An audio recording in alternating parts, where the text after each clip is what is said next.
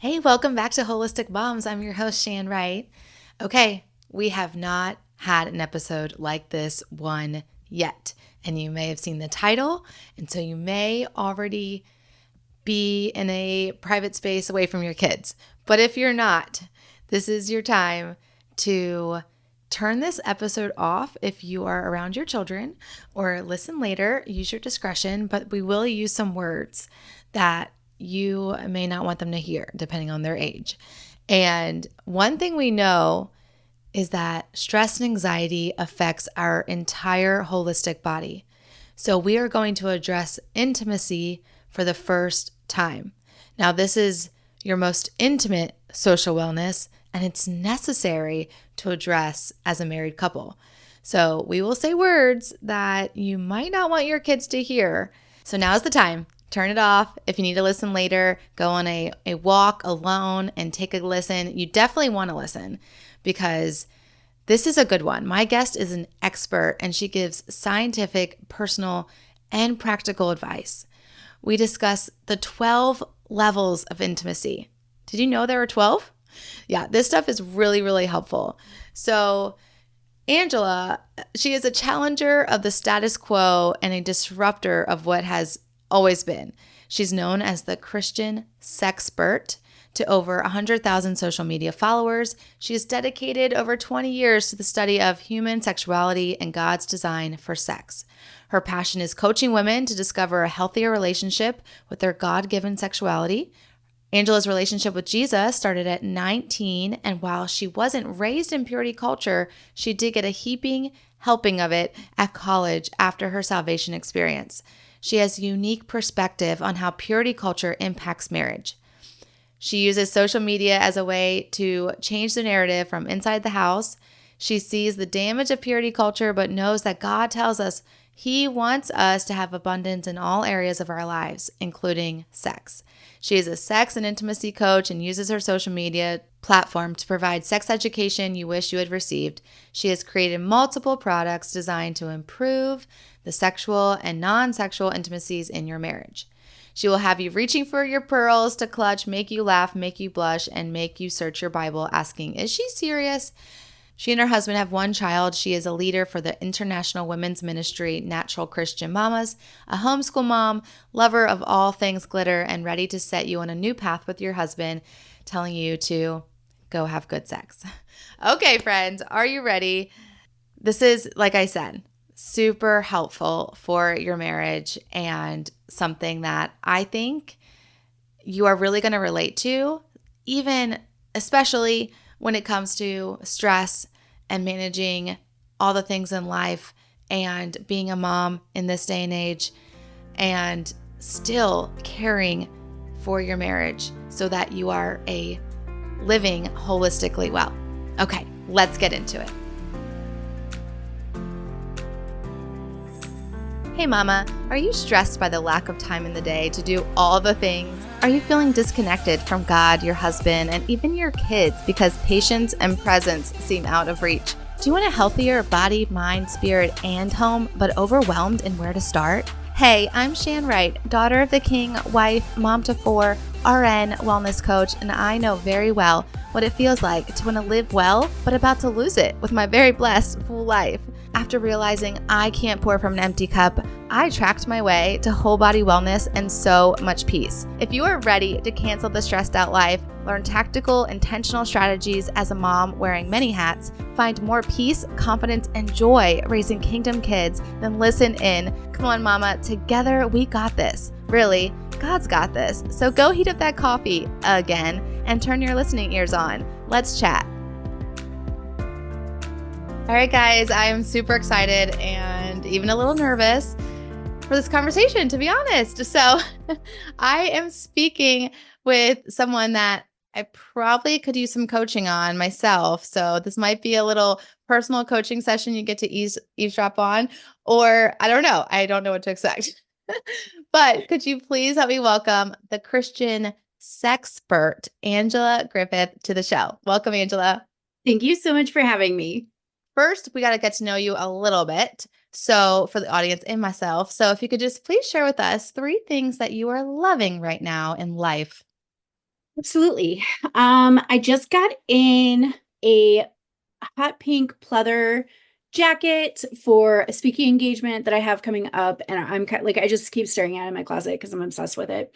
Um, and the pink is very on brand for me. Um, I have I pink in my brand too, so I like it. I am loving. I have been reading through Sarah Jakes Roberts' new book, Power Moves, and it has Mm. been so good. I highly recommend it for everyone. And there's this song that we have on repeat. I had it in my brain, and now it's Teron Wells. And I'm gonna get the name of it wrong. Take It All Back is the name of the song. I always think, Yeah. like, when I think about it, I'm like, one of the phrases is calling the angels down, and I always think that's the name, but it's not. It's Take It All Back is the song. Yes. So my 7-year-old is obsessed with him. And so every day after school, he comes home, he goes downstairs to play Legos. He has a huge table set up with tons of Legos. And every day, Alexa, play Torrin Wells. And I'm like, he never gets sick of it. So we hear all the songs, love it. And thanks for the book rec. I always love a good book recommendation. So appreciate that. And I can't wait to dive into something like that. Okay, so I love to start all our conversations with hearing a little bit of where you came from and where you are today and why. Like we can just see God's fingerprints through things in hindsight. And so I would love to just you take us back as far as you want to go with your testimony to why you're doing what you're doing today. Absolutely. So, I'm Angela. I'm the Christian Sexpert. I talk all about sex and intimacy in Christian marriage. And I did not grow up in a Christian home. The way that I was raised was the claimed Christianity, but it was very much a sort of all paths lead up the mountain um, Mm, type yeah. of Christianity. And so it wasn't until I got saved in college at 19 that I truly understood Jesus's work on the cross. And I was in college, and I was in college for religion, and my major was religion and psychology. And being a good girl from a small town, good girls from small towns didn't go to school to become sex therapists. Good girls Yeah. from small towns in the late 90s, early 2000s went to school to get their MRS degrees. Mhm. And if you went to a small Christian college, you know exactly what I'm referring to. And I You're in did. sex I ed. did. Definitely did.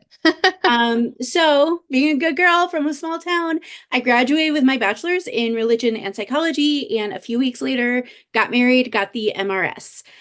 But I continued to remain fascinated with human sexuality and continue to study it, whatever I could get my hands on. Eventually, after I had my son, I joined an online international women's ministry and on Facebook. And I kept getting brought into the conversations about sex because of the wisdom and knowledge that I was bringing to the conversations. I was eventually asked to join the leadership team for the ministry. And I was talking to the leaders one night, and we are most of us are homeschool moms, and I was talking to them about, what do you want to do when your kids don't need you so much anymore, when you don't have to homeschool so much anymore. I was like, I see the damage that purity culture has done to marriages and women, and I want to be part of the solution. I want to help women have better marriages and better sex lives because I know that God tells us He wants abundance and joy for us in all areas of our lives. And He wants us to have abundance in our sex lives. And purity culture robbed so many women of joy and abundance in their sex life. I want to help change that. And that was kind of the end of the conversation. And then a couple months later, something came up again, and one of the leaders was like, Angela, that should be your TikTok handle, is the Christian Sexpert. And I was like, okay. And but I ran over to TikTok and I reserved the name because I was like, I might do something with this one day. But God was like, no, this is a now thing. This is not a later dream. You're doing this now. And I started my TikTok in late January. And by Easter of that year, I had gone viral with a video at over 5 million views. Wow. And I continued to build the brand, the business. So now I do private coaching. I have published products that you can download from my website to help marriages. I have a private Patreon community where I teach all the spicy things I can't teach on regular socials. And I am public speaking. I am speaking at the Women Evolve conference with Sarah Jakes Roberts in a month. So God Yeah, kind of blew it up. that's awesome. What year was that? That was 2022. Okay. Yeah. Okay. So you've been doing this for about 2 years. Yes. Two and And a half how old now. is your son? He's about to be 10. Okay. So in between that time, were you a stay-at-home mom or did you get another job in something? No, so I've been a stay-at-home mom since my son was 3.5. Okay. I worked for the first 3 years, and then my husband was the at-home parent. When my son turned 3, my husband took a job as an over-the-road truck driver, and he was gone, over the road, and I was the at transition to the at-home parent. And so I have been the stay-at-home mom for 7 years now. Okay. Do you homeschool? You might I homeschool. do. You Yes, do we still homeschool. homeschool. So Yeah. we were working on school this morning, and it was like we got to wrap this up because I got things to do. Yeah, but that's awesome because this is something that you can do while homeschooling. And Yes. obviously, this is what God led you to and just put a passion in you for. So I don't want to get super personal if you don't share this stuff, but being that you have this passion to help other women with this topic, did you ever go through challenges in your own marriage? Having I got a challenges? healthy dose of purity culture between the time that I was saved and I got married. So Okay. there was definitely some purity culture indoctrination happening there. And then after I had my son, I had medical lactation failure. So I only made about a third of the calories that my son needed for survival. We supplemented with donor milk, and I took literal piles of medications and supplements to even reach that one third capability. Some of the early weighted feeds that we did, I was generating about a quarter of an ounce after feeding on both sides. And with all of those medications that I was taking, we know that prolactin inhibits your sex hormones because prolactin is God's natural birth control for us. Hmm. So I get a lot of moms coming to me and they're like, I had my baby and I'm just not interested in sex. I'm like, baby, you're not supposed to be interested in sex, especially if you're nursing, because breastfeeding inhibits the hormones needed to work your libido. That is the way God designed you. But because I was on all of these medications that was trying to affect my prolactin, it was drier than the Sahara. So and we went for a period about a year while I was on that medication where so the clinical definition of a sexless marriage is less than 10 sexual encounters per year. We probably had a clinically defined sexless marriage in that year, just because the medications were so hard on my body. And so we definitely had some struggles with things. Hmm. And I And mean, we've been married for over 20 years now. And when you've been married for over 20 years, like your sex life is not always going to be great because we naturally go through valley seasons and mountain seasons in every area of our marriage. And people get really scared if they're in a valley season with their sex life because they're like, oh, we're just not compatible anymore. Blah, blah, blah. I'm like, you go through valley seasons in all areas of life. Why do you think your sex life is exempt? Like hmm. after over 20 years, if we're in a valley season, oh well, it will pick back up eventually. I don't need to freak out.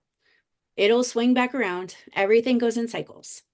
Yeah. So speaking to that, how do you get both spouses on board to understand that it's a valley season or it's just a time or, patience or all of that? How do you get both spouses to understand those things? It's education. It's Yeah. just education. And a lot of the education that I do is fighting against the toxic patriarchal messaging that we are fed in the evangelical church around sex that is not biblically based. Mhm. Because, a lot of the toxic messaging that we see in evangelical circles is things like men need sex every 3 days. God created men to need sex. No, he didn't. God did not create men to need sex any more than women. There is no scientific or biblical basis for either of those statements. And people's minds just melt when I tell them that. And I'm like, go ahead, go find scripture and prove me wrong. I will wait. No one has been able to do so because it's not there. So it's a lot of education, and it's a lot of looking at God's actual design for sex and marriage, which is mutual pleasure. Look at Song of Solomon. There's nothing about first of all, there's nothing about procreation in Song of Solomon. There's nothing about him needing sex and her having to have sacrificial sex with him. Song of Solomon is all about mutual pleasure. Mhm. Okay, so One of the resources that I recommend for couples as far as books is Sheila Rigger Gore's The Great Sex Rescue. She did the groundbreaking study, the first study of its kind, where I think her survey pool was 20,000 women. Don't quote me on that number. I don't have it memorized. But she looked at sex and evangelical marriage scientifically for the first time. Think about all of these Christian marriage books that are so familiar to us on the market, and none of them have been written from a place of scientific research. Hers mm, is the first book for evangelical marriages written from a place of scientific research. And she talks about how sex is meant to be mutually pleasurable. She talks about the orgasm gap. She talks about all of these things. I don't know if she specifically talks about, it's a season. This is the thing that I see also a lot in evangelical men is men in modern American society are raised, conditioned, socialized to first of all, link their ego to their sexual performance. And so if there is some sort of issue with their sexual performance that directly ties into their ego and their sense of self. And then the other thing is sex is meant to be the celebration of intimacy that you've already established before you ever reach the bedroom. mm, And so many men in our society want to bypass the work of real intimacy and use sex in order to feel intimate when that's not God's design for it. mm, Because intimacy, when you break it down, intimacy is into me, you see.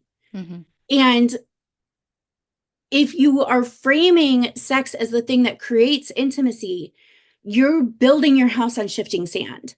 One of the things that I talk about is there's 12 different types of intimacy that we can experience in marriage. Sex is only one of them. And so if sex is 1/12 of the intimacy that you are meant to be experiencing in marriage, and you are relying on 1/12 of the puzzle to hold up all of the intimacy in your marriage is going to crumble. Mm. So in those seasons where the sex isn't so great, all right, back off. Focus on the 11 other intimacies. Things Yeah, will start to flow naturally when we shift our focus. good. Share them with us. Let's hear what the other ones are, because yeah. Yes. So I'm going to run down the list. We've got aesthetic intimacy, which is all about how we create moments of beauty. Commitment intimacy, this is like where you've been, where you've going. Communication, obvious. Conflict is actually a form of intimacy, how you do conflict in your marriage. Mm, Creative intimacy is, things like decorating the house together.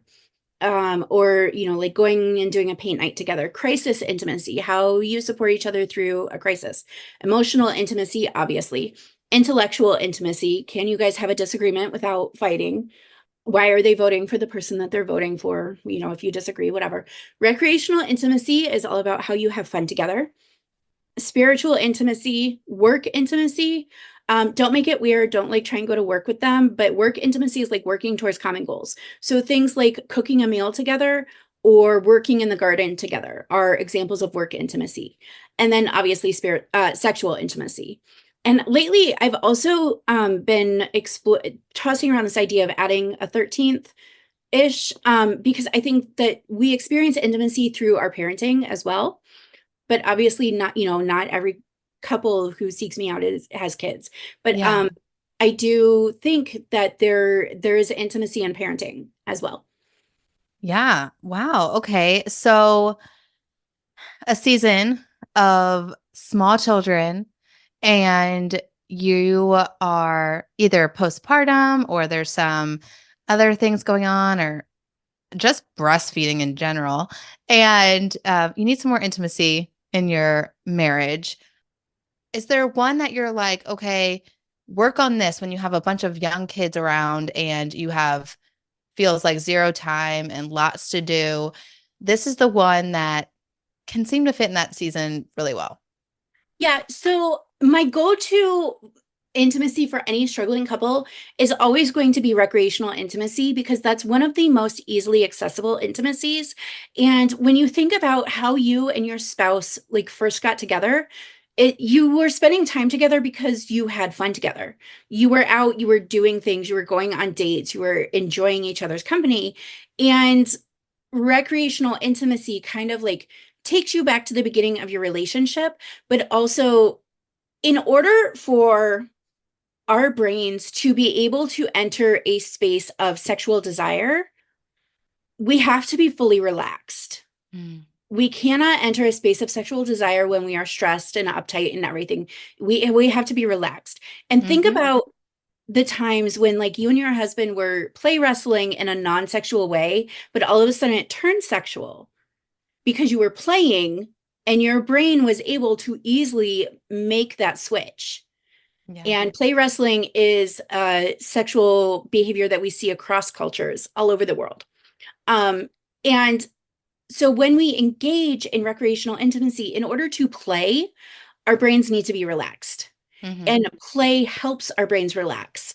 So recreational intimacy is a fantastic gateway to helping your brain regulate to be able to be more sexual. And I don't want couples using it as a token system. Like you don't get to say, let's play a board game so I can have sex with you later. That's not how it works. It's investing in all of the intimacies for the overall health of the marriage. And so one of the things that I have done is on my website, I have a free resource called Small Moments of Connection. And because I have exactly the scenario in mind, we are, especially as women, are exhausted by the mental fatigue of all of the decisions that we have to make all day long. There's too many choices. And when it gets to, the evening, it's not that we don't want to spend time with our husband, it's that we're exhausted and figuring out what to do with him feels like one more decision too many. And Mm-hmm. so it's so much easier to just pick up your phone and sit next to each other and scroll next to each other than make a choice about like what are we going to do.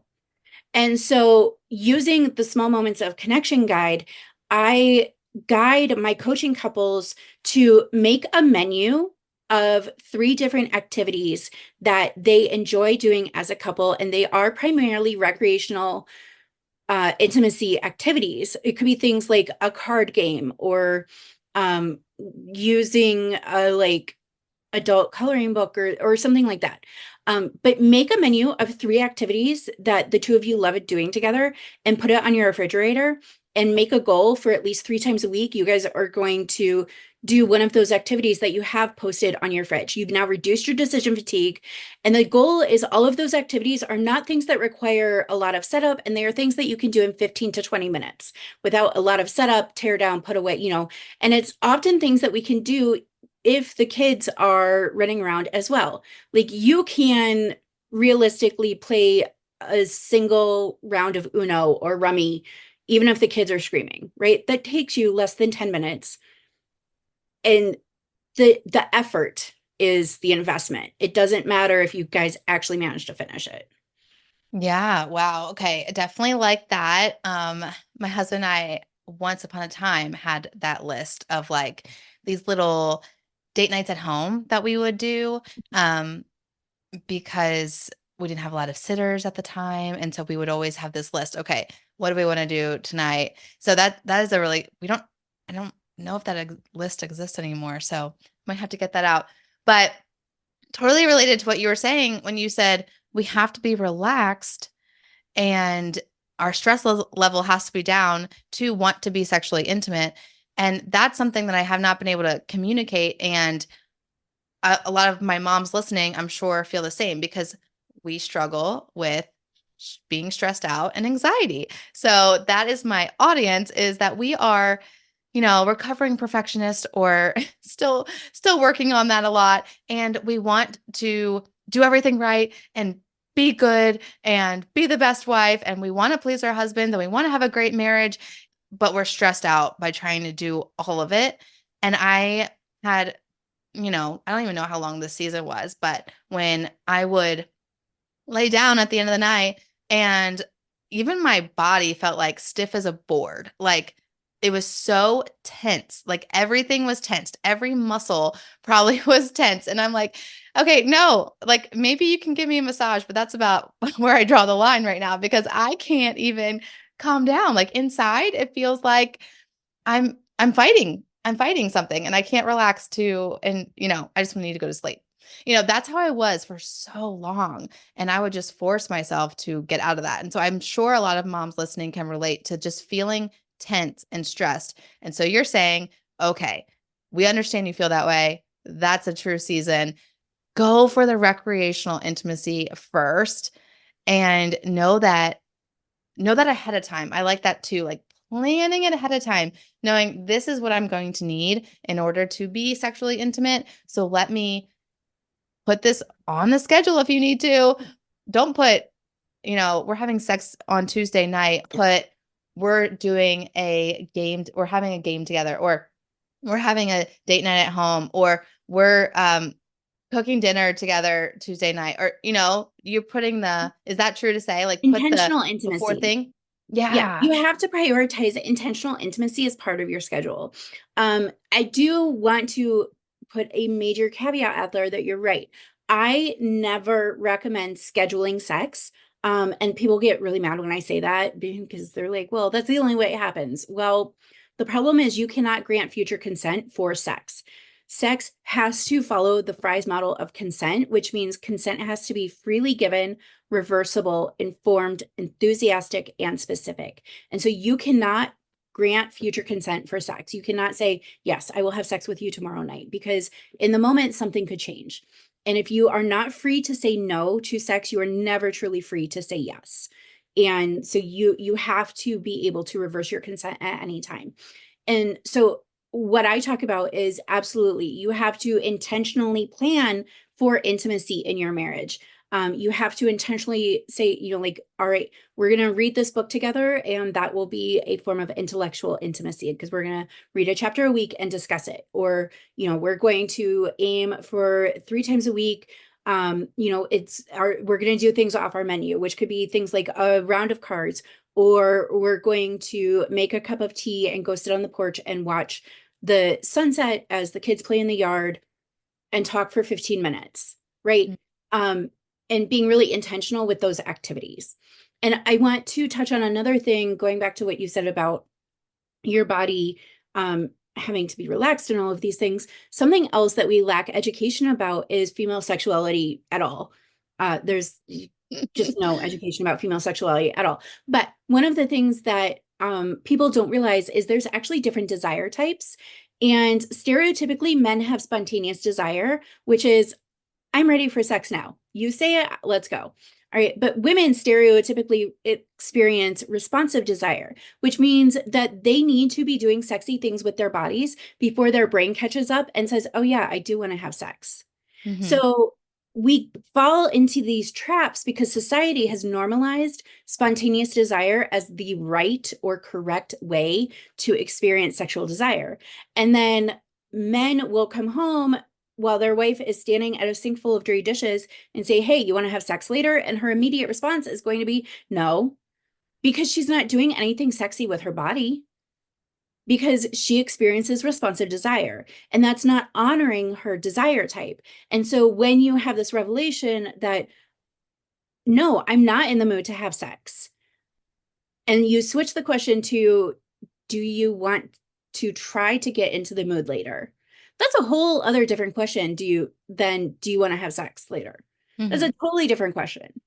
And it's honoring the different desire types. And I also want to say, I say stereotypically because women can experience spontaneous desire and men can experience responsive desire. And I think a lot of women have experienced spontaneous desire during particularly like the second and third trimesters of pregnancy, when all the hormones in your body are whoring around and you're like, I need him right now. Right? That's spontaneous desire. And so that you just need to be, there's nothing wrong with you if you don't want sex at the drop of a hat. There's nothing wrong with you if you need to be doing sexy things with your body before your brain gets with the program and says, oh yeah, I actually really do love sex. I want to have sex. Yeah. That's normal. Yeah, I like all of that, and that makes sense. All of it makes sense, which is good. Something I want to go back to that we talked about in the beginning was purity culture and recovery. I think for myself in my own brain, I think I was under the expectation that I needed to recover from purity culture and the fact that I was now married. I was supposed to have sex with my husband quickly. Definitely within that first year of marriage. It was like, this is the year you need to work on it and you need to be fully free of it and you need to have that under wraps because your husband, like, you need this for your marriage. Like, you need to be able to be free in this area. And when it didn't, I was not free of it because I didn't know how to get free of it. Within the first year, it was almost like this shame came and this, you're not a good wife because all of these things. And then it was harder. It was harder at that point to even get through it. So speak to this a little bit because I feel like some of my moms here might relate. One of the things that I was just talking with a client about last week is when you put all of your focus and attention on the problem and having to solve the problem now, you are never going to solve the problem Mm, because the problem is just going to get bigger and bigger because you're feeding it all of your focus. hmm. And so by putting all of this pressure on yourself to, okay, I'm going to have to do this in the first year, you never stood a chance because you were spending all of this focus. And so rather shifting the focus off of, I have to overcome purity culture, shift the focus. Start focusing on other things. One of the things that I recommend for my purity culture girls is do a deep dive of Song of Solomon. Like truly, not just like sit and read it, but like do the commentaries, look up the verses, look at the word studies, look at the cross references, because it is spicy. Like there is oral sex in Song of Solomon. We see the Shulamite woman initiating sex with Solomon in the Song of Solomon. And that brings a lot, purity culture was a lot of false teachings.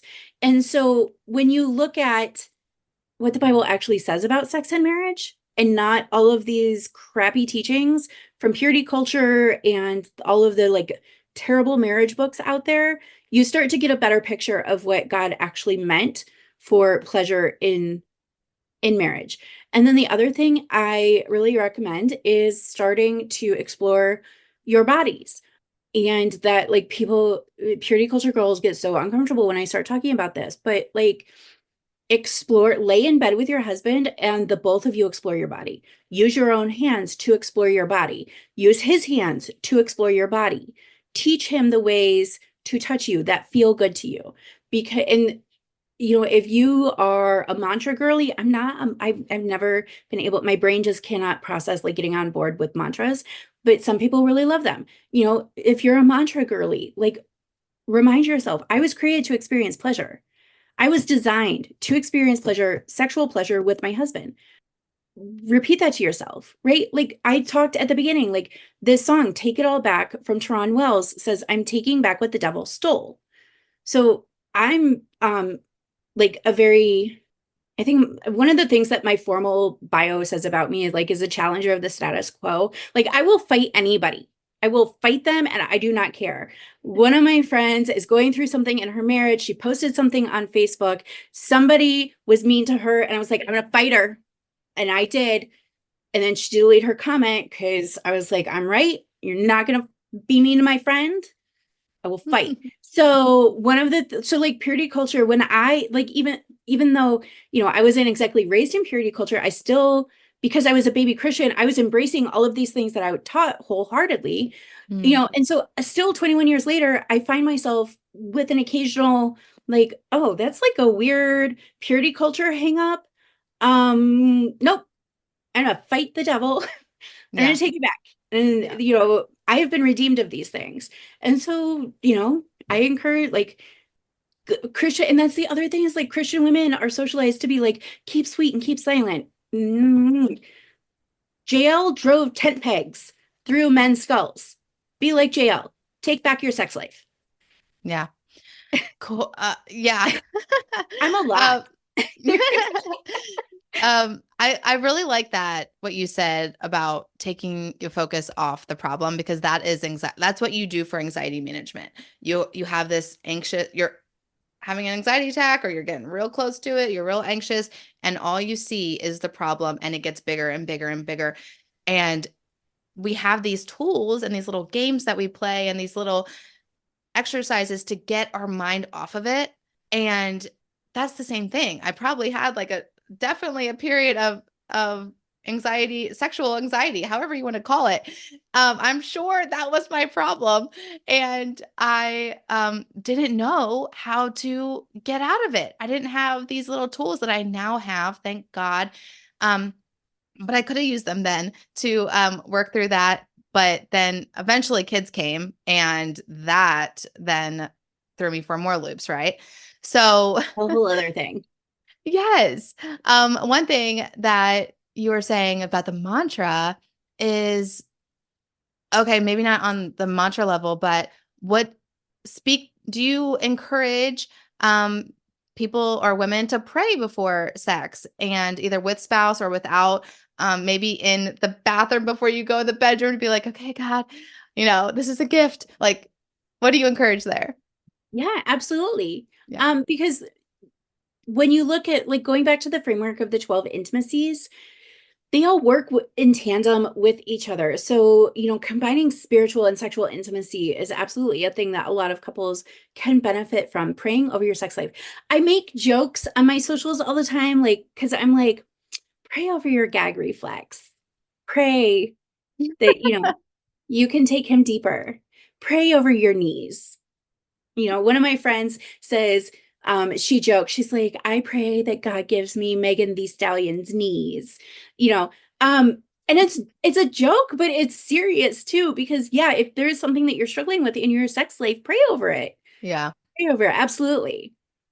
Yeah, that makes sense. Um, so I'm trying to remember where I found this, what resource, and maybe I don't want to even say the resource name because I'm not sure um, if you are proponents or whatever. But okay, sex challenges, like for your marriage. Do you talk about that? Do you coach on that? What do you? Um, I'm not a huge fan of sex challenges because it creates so things like that create a sense of obligation. Mm-hmm. And we know that obligation kills desire. Okay. So, as designed, I'm not a fan of sex challenges. Yeah. I think if you are using a resource like that for inspiration to simply spice things up, I'm fine with it. Mm-hmm. But anything that creates a sense of obligation is going to cause harm to your sex drive and Mm-hmm. eventually your sex life, because we know that obligation kills desire. That's my take on it. Maybe if they were rebranded, because I'm pretty sure I know what you're talking about. Um, Okay. and there's also some people who have the personality, they're like, we got this, we have to, like, I have to Yeah. do this The even if challenge. I Yeah. don't want to do this, like, Yeah. and who will like violate their own, and it's not even like their husband putting the pressure on them, it's like them violating their own boundaries Yeah. because they've created their own sense of obligation. And so the obligation could be coming from the husband saying, well, we got this, we got to do it. Or, like, we're trying to do this 31-day sex challenge. Like, we have to have sex tonight. But it could also be the woman creating her own obligation. Mm-hmm. Now, to be vulnerable and honest, we have done a 7-day for the purpose of having babies and knowing that I'm ovulating sometime during this week. And so let's just every day. And we were both in agreement but I can totally see what you're saying about the obligation killing the desire. And at the same time, our desire was for a baby. So yeah, it wasn't for the purpose of spicing up the sex life like some people Right. are using it for. Well, and I do think that when fertility issues enter the equation, the conversation needs to shift and account for Yeah. fertility stuff. Yeah. But I also think that there needs to be conversation uh, as part of that fertility conversation about how is this going to affect our sex long term? You Yeah. know, how is this going to affect my libido long term? How are we going to protect our sex drive long term, knowing that obligation harms desire? Hmm. And Okay. those are conversations that should be had. Yes, yes, that makes sense too. Okay, so we love practical and tactical around here. I love to get really detailed on what do I do now. So let's go to the whole topic as we end on spicing up your sex life. Is there something that we can take away from this and actually implement? Yeah. So I will talk about two things. On my website, I have a product called uh, the Marriage Playdate, and it's a date night experience designed to help you go deeper in your sexual intimacy. And it's a list of over 500 activities. And the way that it works is you print two copies, one for you, one for him. You go through, you give everything a rating on a scale from, I'm not really interested in this, to, I think this sounds delightful. We should do it all the time. Let's go do it right now. And the beauty is everything is fully defined. So you're never going to wind up on some terrifying corner of Google trying to figure out what an activity is Mm. because I gave you the definition right there on the list. Oh, that's nice. After, yes, after you've given everything a rating, you come back together, you compare your ratings and see where you line up, and you have this whole library of things that you guys can do together. And it offers you the opportunity to get curious, like, oh, I had no idea that that was something that you would be interested in. What about that appeals to you? Right. Um, Mm. and then the other thing that I work with my clients on is sex journals. And so I recommend my clients get a journal that makes their heart sparkle. And you're going to start writing in it. And you're going to write three. And to start, you're going to write three things. The last time we had sex, I really loved. Mm. I didn't so much love, blah, blah, blah. And then next time we have sex, I would like to try. Mm. And then you're going to give that to your husband and allow him to read it. And the key here is you're not going to stare into his soul and make it weird while he reads it. You're going to let him read it in private. And then he's going to have the opportunity to respond. And he's going to write, the last time we had sex, I really loved. I didn't so much love. And the next time I would like to try. But he's also going to ask questions. He's going to say, oh, I didn't realize that you don't like this thing. What is it about it that you don't like? Can we do it differently? Or, oh, I had no idea that you were interested in trying that. What about that is appealing to you? How do you see us doing that, using that, whatever? So you're journaling back and forth, like you're writing Yes. down this conversation. Yes. Yep. Absolutely. And Yes. A lot of people, especially purity culture girls, are really uncomfortable talking about sex verbally because of their internalized shame and, the toxic messaging that we had. Or they're also like afraid of the look on their spouse's face when, like, they're afraid of their spouse looking at them and be like, are you serious? You actually want to do that? Like, what is wrong yeah, with you? Right. yeah. And so, even if your spouse were to have those thoughts, they have every opportunity to get their face under control and respond to you in a way that they want to respond, which is kind, loving, and inquisitive, and not a knee jerk, oh my God, why? So, the journal gives you the opportunity, and there are apps that you guys can do if you want to use an app instead. My husband and I used Twig for a season, but I think there is something really beautiful about the physical journal and taking the time to write and being able to review and edit yourself. And the physical act of writing does something to your brain to help Mhm. you get your thoughts together and organized. And so I think there is something really beautiful. But you use an app if that's the season that you guys are in. Yeah, that's cool. Wow. That is nothing I would have thought about. So I love that. And I hope that is something that someone else is like, oh, that might actually work for us. So awesome. Okay. So you've given us a lot to think about, a lot to process, even some things to go and do. Where can our people get in touch with you and find these resources? My website is thechristiansexpert.com, and I am the Christian Sexpert across all socials. Awesome. And can you share with us again, what is your Patreon community about? Yeah. So my Patreon it's where I teach all the spicy things I can't teach on regular socials. So I realized that in the evangelical community, we lack resources on all of sex education, from the very basic to like the more nuanced conversations. And there's nowhere that you can go unless you're friends with me. There's nowhere that you can go and say, hey, I don't even know where my G spot is. How do I find it? Right? There's no space in the evangelical community to ask those questions and find those answers without encountering images that you don't want to see, or things from an unbiblical worldview, things like that. So I Yeah. wanted to create that space for those things. I have a series right now that I'm working on where I'm talking about how, as women, I think one of the reasons that we struggle to orgasm is from the time that we are very young, we are taught to dissociate from our bodies. We are taught to dissociate from the pain in order to continue to do. And we know this. We know the man cold lands him on the couch, dying for a week. Mom has, the flu and COVID and a stomach bug, and she's pregnant and she still has to cook dinner, right?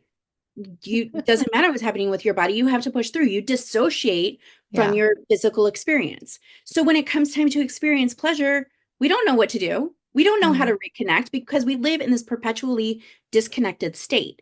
And so one of the series that I'm in, I'm talking about how we reconnect with our body so that we can experience pleasure. Awesome. Okay. So people can find that community as well with the link in the show notes and join that if they wish. You also have things they can buy in your shop as far as books Yeah. and ebooks and resources that you've already shared with us that sound like they would be really good to enhance your intimacy. Okay. This has been fun. Is there anything else you would love my listeners to know here that you just want to get off your chest? You'll have good sex. Okay. I thought you were going to say that. I was like, she hasn't said that yet. It's my Okay. tagline. Obviously, I have to say We'll try our best. Okay. it. Thank you, Angela, so much for being with us. It has been fun. Thank you so much. Hey, Wellness Warrior. I pray that blessed you. And if so, it would bless me big if you would write a 5-star review and subscribe on Apple Podcasts. Not only would this make me super happy, but it will allow for others to find this show too. Also, I love to chat over on Instagram, so make sure to take a screenshot, share to your Instagram stories, and tag me at @TheShanWright so I can see it and we can keep chatting and bring other moms to chat with us. Until we get to chat again, mama friend, may the Lord's face shine upon you and give you peace.